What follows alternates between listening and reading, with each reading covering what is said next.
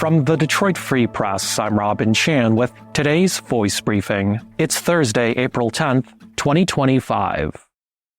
This is Todd Spangler, Washington correspondent for the Detroit Free Press. Michigan Governor Gretchen Whitmer was in the nation's capital on Wednesday, giving what her staff called a major speech delivered just a few blocks from the White House. In it, and in remarks afterward, Whitmer slammed President Trump's indiscriminate use of tariffs on imports, saying they could cause economic paralysis, and that it is likely to be felt more harshly in Michigan, she said, than elsewhere. But Whitmer said she isn't opposed to tariffs if they're used carefully. She said the U.S. should use them to protect certain industries, like Michigan's auto sector. She also said that the U.S. needs to take steps to shore up other kinds of manufacturing, like shipbuilding and building aircraft. She says rival nations, especially China, have either jumped ahead of the U.S. in those sectors or could threaten to do so. Whitmer was also expected to meet with President Trump while in Washington. After the speech, the Democratic governor downplayed any suggestion she might run for president in 2028, but she has been mentioned by pundits as a possible candidate.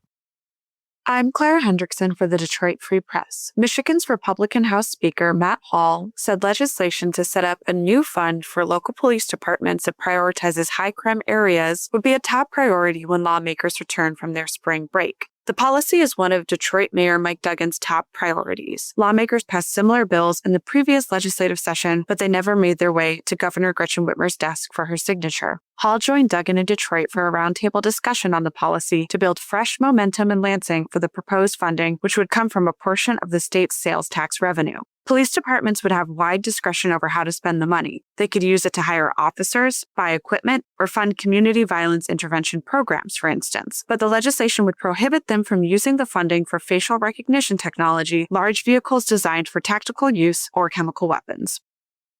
I'm Paul Egan reporting for the Detroit Free Press. Local zoning laws protect Michiganders from having to live beside a shooting range. But what if you live in a township with no zoning and no noise ordinance? Lois LaRoe says she enjoyed the tranquility of Ionia Township until a neighbor moved next door and built a private gun range behind his home with the firing line less than 100 yards from her doorstep. The neighbor, Casey Wagner, was not required to give LaRoe notice or even fill out a form. What makes things worse is that Wagner sometimes likes to use tannerite, a largely unregulated explosive, as a target. After more than 2 years of explosions, LaRoe says she has PTSD, has lost her hearing, and can't get the local authorities to do anything. State law restrictions on shooting ranges are largely advisory and written by the National Rifle Association.